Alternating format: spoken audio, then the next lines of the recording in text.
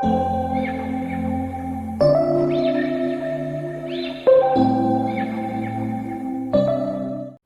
Students, welcome to aptitude वाला maths. आज हम लोग ट्रायंगल में एक और नया कॉन्सेप्ट या थ्योरम पढ़ेंगे जिसका नाम है एंगल बाइसेक्टर थ्योरम। ठीक है, अभी हम लोगों ने सिमिलर ट्रायंगल्स को बहुत डिटेल में डिस्कस किया था। सिमिलर ट्रायंगल से रिलेटेड काफी सारे क्वेश्चंस भी किए थे पिछले 3-4 वीडियोस में। आज हम लोग एक नया थ्योरम पढ़ेंगे जिसका नाम है angle bisector theorem. Angle bisector तो आपको पता ही है, तो एंगल बाइसेक्टर से ही रिलेटेड थ्योरम है, तभी नाम है एंगल बाइसेक्टर थ्योरम। तो ये कहता क्या है, जिसमें इसमें दो पार्ट है। पहला है कि किसी भी ट्रायंगल एबीसी में अगर आप कोई एक एंगल, सपोज एंगल ए ले ले, इस एंगल का अगर आप एंगल बाइसेक्टर ड्रॉ करें, ठीक है, इस एंगल का एंगल बाइसेक्टर ड्रॉ करें। एंगल बाइसेक्टर ड्रॉ करेंगे तो इसका मतलब ये भी a/2 एंगल होगा, ये भी a/2 एंगल होगा। और सपोज ये पॉइंट डी है, तो एंगल बाइसेक्टर सामने वाले साइड बीसी को कहां पे कट किया? डी पे कट किया। तो बीसी को किस रेशियो में डिवाइड किया? बीडी और सीडी के रेशियो में डिवाइड किया।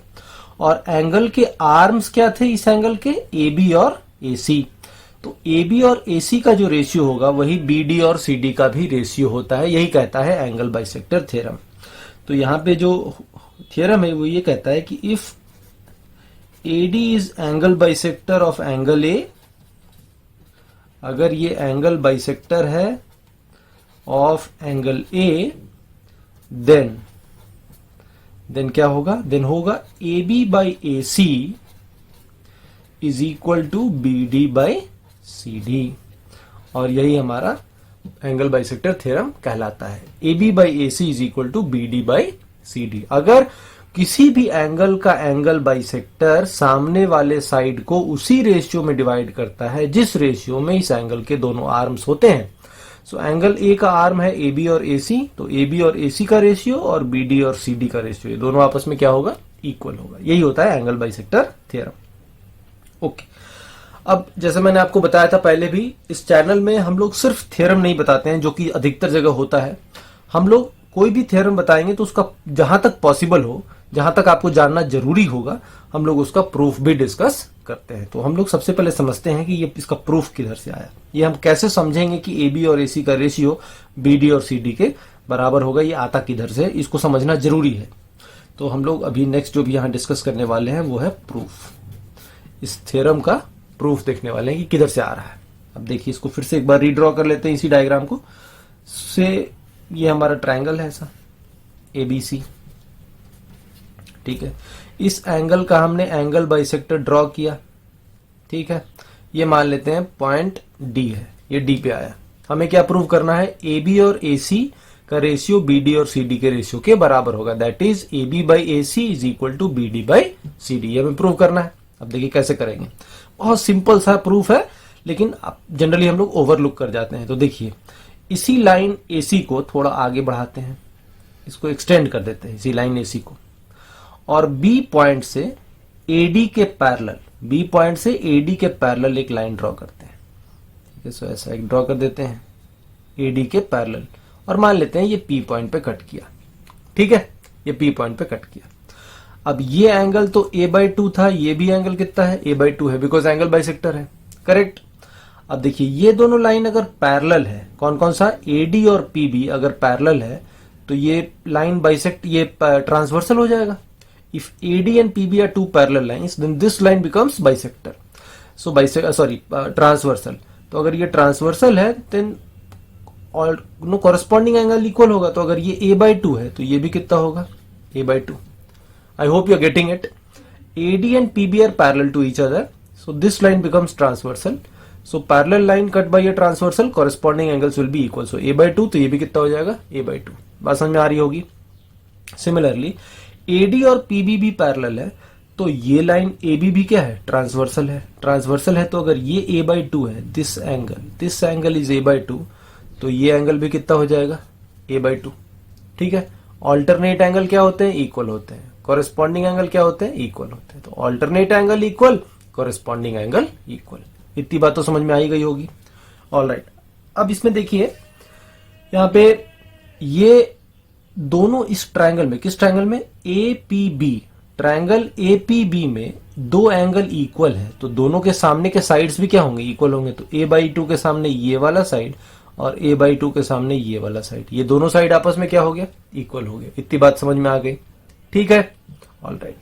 अब देखिए, लुक एट ट्रायंगल ए या CAD, triangle CAD and triangle CPD, CAD CPB, इन दोनों ट्रायंगल को देखिए, CAD CPB, इन दोनों ट्रायंगल को आप एक बार कंपेयर कीजिए। बिकॉज AD और PB पैरेलल है तो हम लोग क्या देखे थे सिमिलर में, सिमिलर ट्रायंगल का एक केस, कॉमन केस, किसी भी ट्रायंगल में, कौन सा ट्रायंगल, CPB में अगर एक साइड के पैरेलल एक लाइन ड्रॉ कर दिया जाए तो छोटा वाला ट्रायंगल और बड़ा वाला ट्रायंगल आपस में क्या होता है, सिमिलर होता है।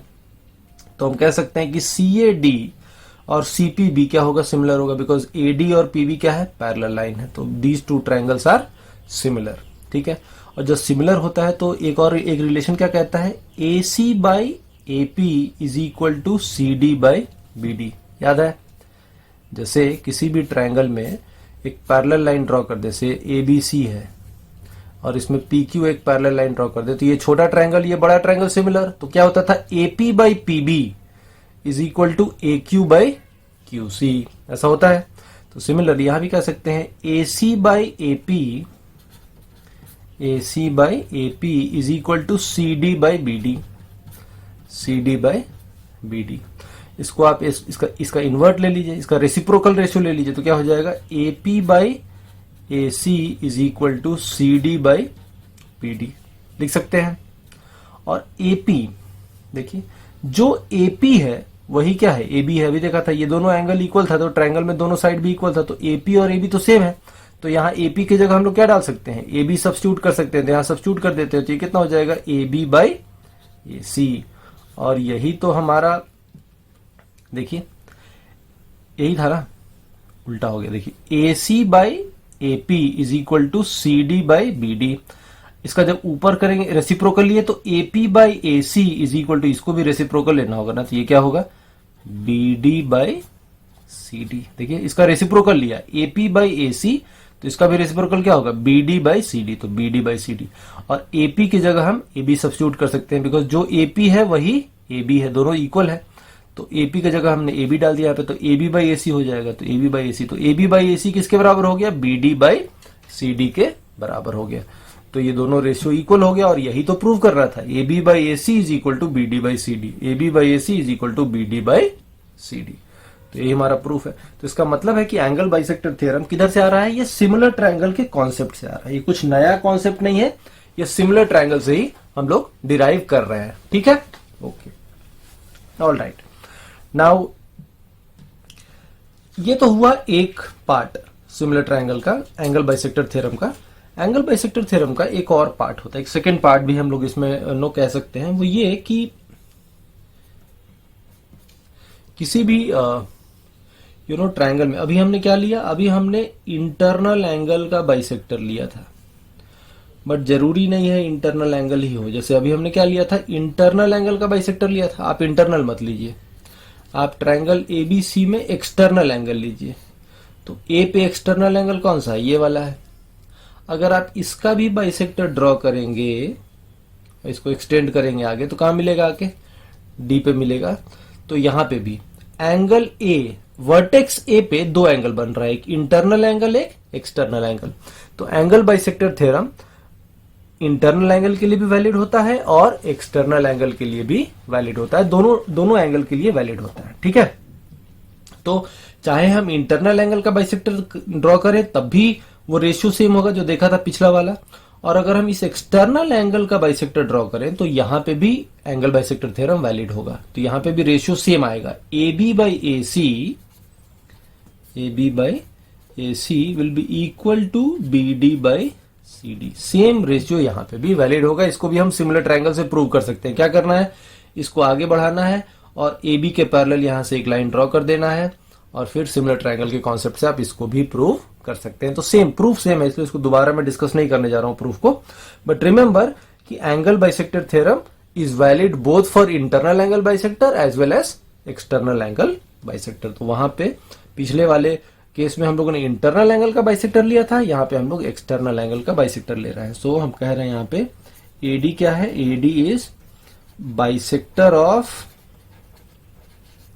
External angle at A, bisector of external angle at A।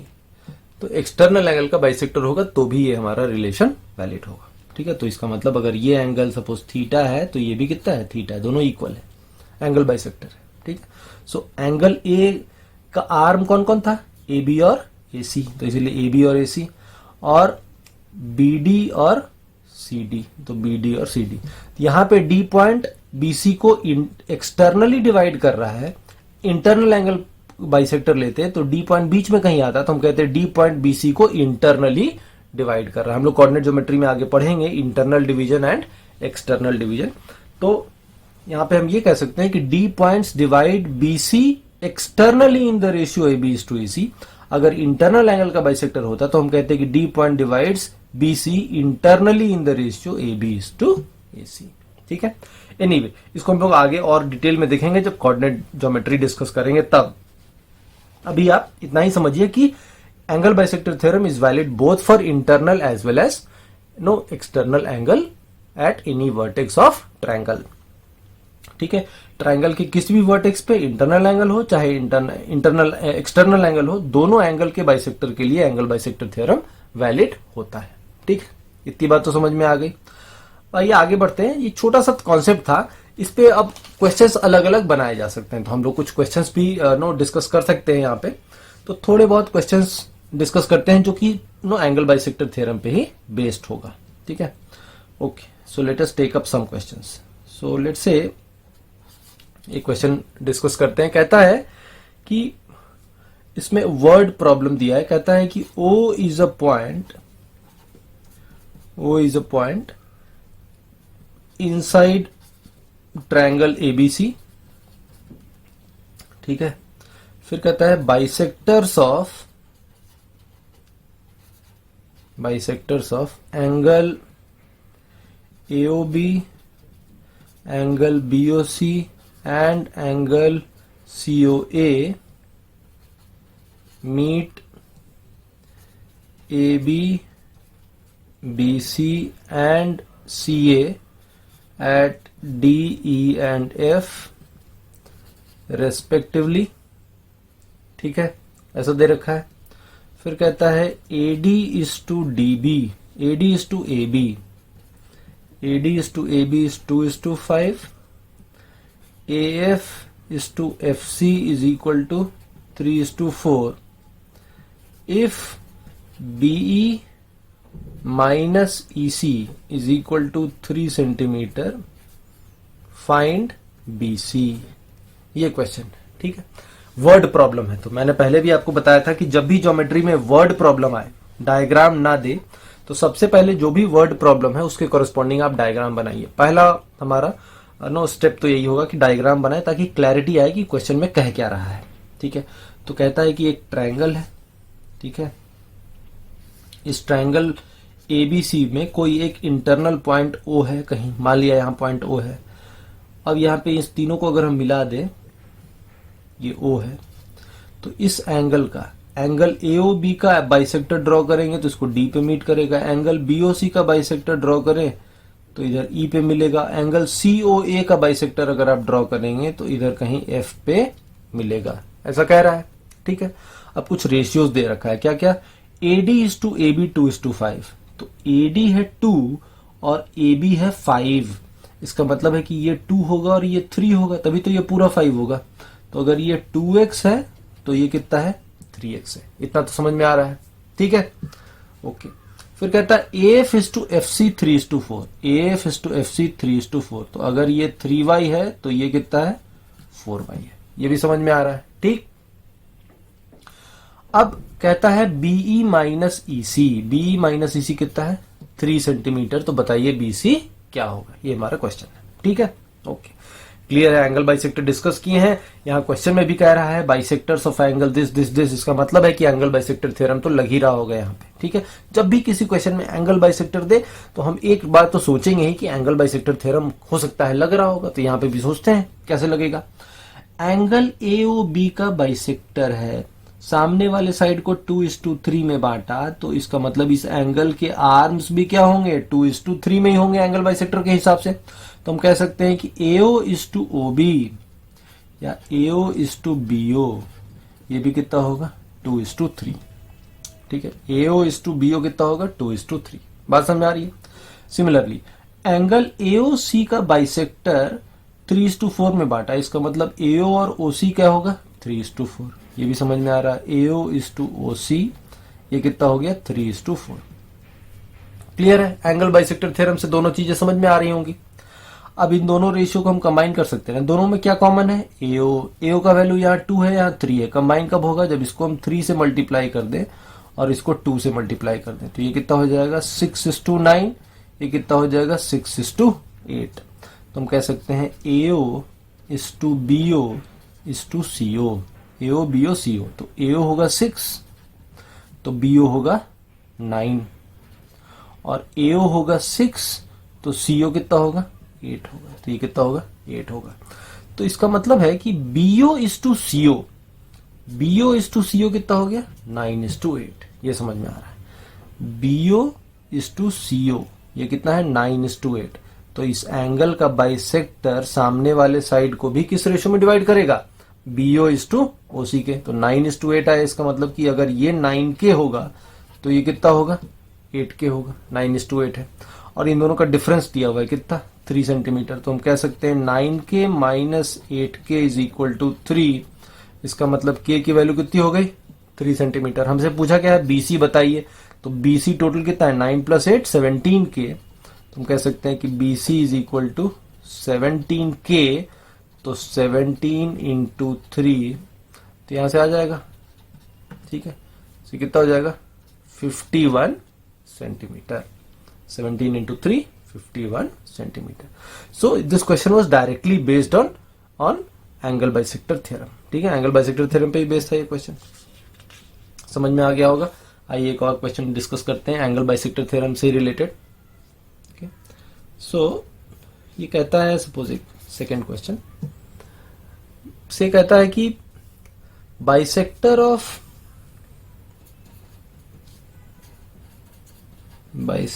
Of external angle at vertex A of triangle ABC meets CB produced at D। ठीक, ऐसा BC is equal to 6 centimetre, AB is equal to 8 centimetre, angle ABC is equal to 120 degree, और कहता है find BD। बोलता है BD बताइए, BD की value बताइए क्या होगी। ठीक है, this is our question. Again a word problem. तो वर्ड प्रॉब्लम है तो सबसे पहले क्या करना होगा, सबसे पहले हमें एक डायग्राम ड्रॉ करना पड़ेगा। तो डायग्राम ड्रॉ करते हैं। ठीक है, एक ट्रायंगल ABC है जिसमें एंगल ABC कितना है, 120 डिग्री। ठीक है, ओके। सो ऐसा एक ट्रायंगल लेते हैं ABC। ये एंगल कितना है, 120। ठीक है, एंगल ABC इज 120। AB दे रखा है 8 है, BC दे रखा है 6 है। फिर कहता है इस A वर्टेक्स पे जो एक्सटर्नल एंगल है, इसको आगे बढ़ा दें तो ये एक्सटर्नल एंगल हो गया, यही वाला पार्ट, ये एक्सटर्नल एंगल है। इसी एक्सटर्नल एंगल का बाइसेक्टर जब आप ड्रॉ करेंगे, मतलब ये एंगल और ये angle equal, theta theta, bisector हमने ड्रॉ किया, तो ये CB प्रोड्यूस्ड को, मतलब CB को जब आप आगे बढ़ाएंगे तो ये कहीं जाके कहाँ मिलेगा, D पॉइंट पे मिलेगा। ऐसा होता है, ऐसा कह रहा है क्वेश्चन में, और पूछा है BD की वैल्यू बताइए। तो BD हमें निकालना है, इस BD को मान लेते हैं X, तो हमें X की वैल्यू निकालनी है, यही हमारा क्वेश्चन है। ठीक है, ओके। अब हमने देखा था कि एंगल बाइसेक्टर थ्योरम किसके लिए वैलिड होता है, इंटरनल एंगल के लिए भी और एक्सटर्नल एंगल के लिए भी। तो यहाँ पे एक्सटर्नल एंगल है तो यहाँ पे भी वैलिड होगा। वैलिड कैसे होगा, एंगल A के आर्म्स क्या क्या है, AB और AC। तो हमें ये पता है कि AB/AC होगा किसके इक्वल, BD/CD के इक्वल होगा। So this will be equal to BD/CD। ठीक है। नाउ हमें ए बी तो पता है, कितना है 8, तो 8 upon A C is equal to B D, तो बी डी कितना है x अपॉन सी डी, तो सी डी कितना हो जाएगा 6x प्लस 6, तो x अपॉन कितना x प्लस 6, ठीक है।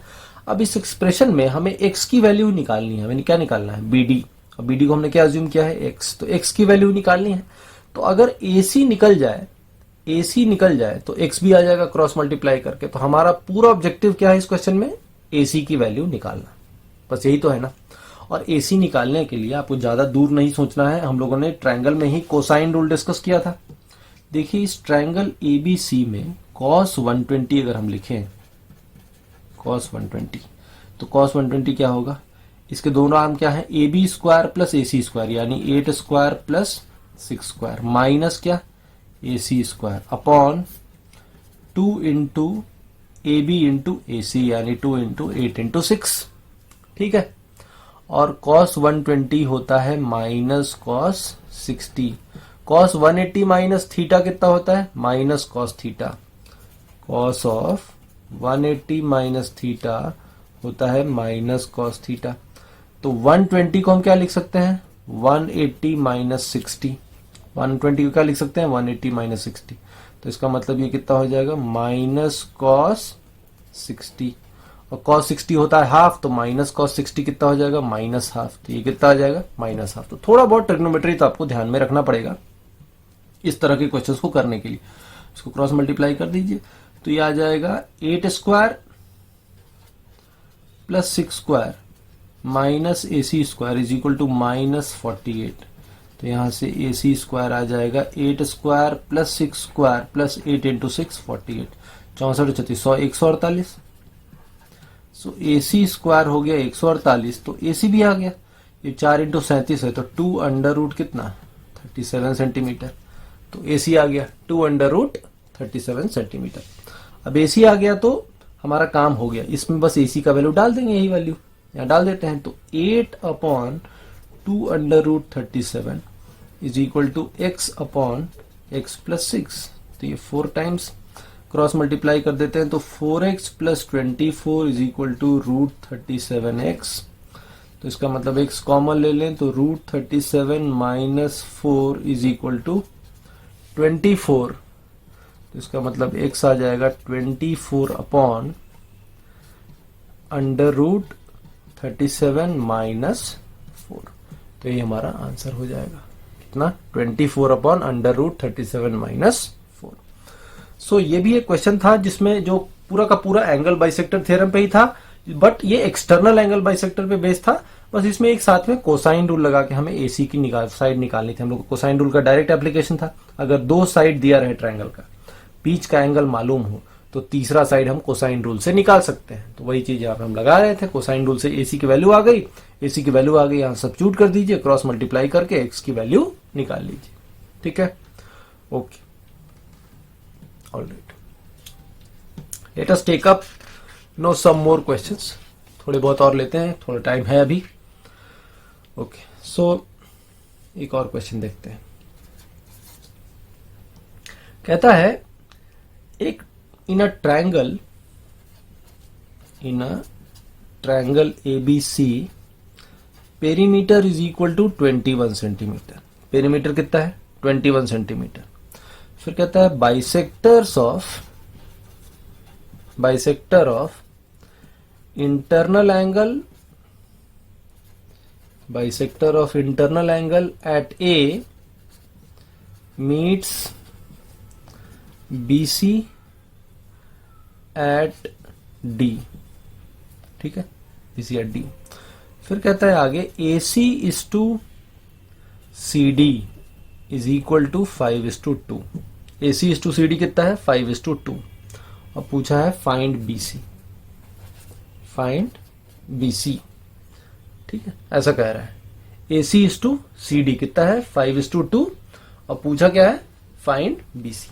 Okay, alright, again a word problem. तो सबसे पहले हम लोग क्या करेंगे, डायग्राम बनाते हैं, तो डायग्राम बना लेते हैं। सो इन डायग्राम बनाते हैं। पहले एक ट्रायंगल है ABC, internal angle at A A पे जो इंटरनल एंगल है उसका बाइसेक्टर अगर ड्रॉ करते हैं तो बीसी को कहां मिलता है, डी पे मिलता है, ऐसा। ठीक है, तो एंगल बाइसेक्टर थ्योरम क्या कहता है, A B by A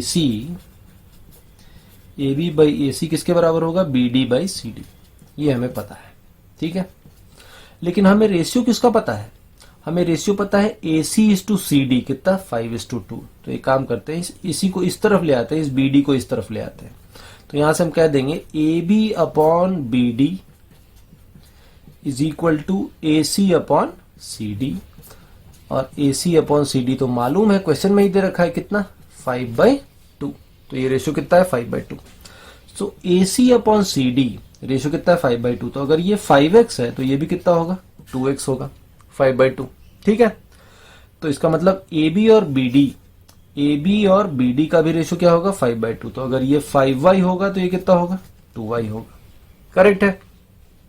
now perimeter कितना दे रखा है, 21 सेंटीमीटर। तो सबको ऐड करेंगे तो 21 आएगा। तो 5y plus 2y 7y plus 5x plus 2x 7x, ये कितना है, 21। तो x प्लस y कितना हो गया, 3। निकालना क्या है, BC कितना है, 2y प्लस 2x। तो हम कह सकते हैं कि BC is equal to 2 times x plus y। So कितना हो जाएगा, 6 सेंटीमीटर। तो ये भी कितना हो गया, 6 centimetre. So this was also directly based on angle bisector theorem. ठीक है, ये भी पूरा का पूरा एंगल बाइसेक्टर थ्योरम पे ही बेस्ड एक क्वेश्चन था। तो 3 questions we have taken, 3 question आज हम लोगों ने लिए जो कि एंगल बाइसेक्टर पे बेस्ड थे। अगले वीडियो में हम लोग कुछ एंगल बाइसेक्टर थ्योरम पे बेस्ड 1-2 क्वेश्चन और करेंगे। और एंगल बाइसेक्टर थ्योरम ऐसा नहीं है कि यहीं पे हो गया, आगे जब हम लोग और भी कुछ कॉन्सेप्ट देखेंगे जैसे एरिया रिलेटेड क्वेश्चन, तो वहां पे भी एंगल बाइसेक्टर थ्योरम यूज में आएगा। वो देखेंगे आगे, अभी नहीं आगे, लेकिन देखेंगे डेफिनेटली। इस पे और भी इंटरेस्टिंग क्वेश्चन एंगल बाइसेक्टर पे बनते हैं, बट वो हम लोग जब एरिया डिस्कस करेंगे ट्राइंगल का तो वहां पे भी डिस्कस करेंगे। अभी हम लोग क्वेश्चंस वही ले रहे हैं which are purely based on angle bisector theorem. तो आज हम लोगों ने 3 क्वेश्चंस डिस्कस किए हैं एंगल बाइसेक्टर थ्योरम से। अगले वीडियो में 1-2 क्वेश्चन हम लोग और करेंगे एंगल बाइसेक्टर थ्योरम पे बेस्ड, एंड कुछ और नए कॉन्सेप्ट देखेंगे। ठीक है, thank you all of you.